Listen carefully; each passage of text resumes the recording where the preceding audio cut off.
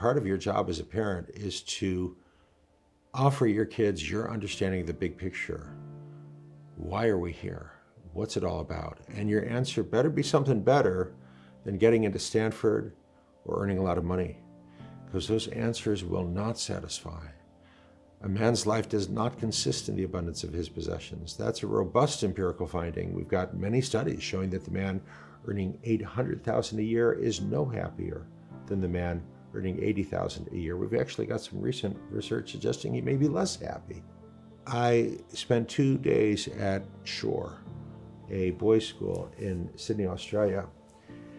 And of course, we worked out the agenda in advance. A big chunk of the 2 days was simply meeting with the kids grade by grade and engaging in these back and forth questions. So when I meet with high school kids, it's always question and answer. It's not a formal presentation. It's a structured conversation. So, for example, I'll ask kids, what's school for? Why go to school? And in this country, the kids will always say, to get into a good college. And then I'll say to the kids, okay, why do you need to go to a good college? They'll say, to get a good job. Then I'll say, well, why do you need a good job? And American kids will always say, to earn lots of money. And then I'll say, well, why do you need to earn lots of money? And then they'll say, to have fun. You know, geez, who hired this guy? So Dr. Wright picked me up at the airport in Sydney, Australia.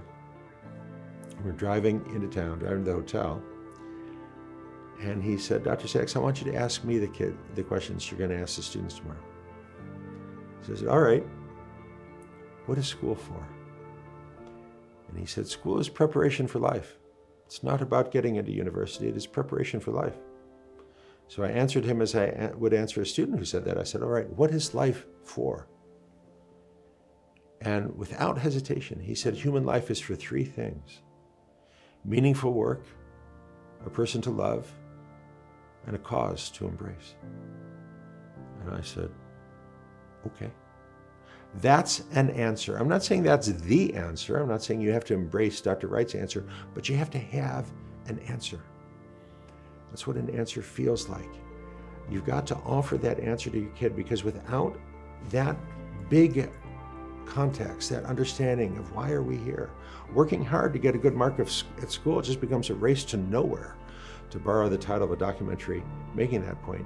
And the result is kids who are anxious, depressed, and disengaged.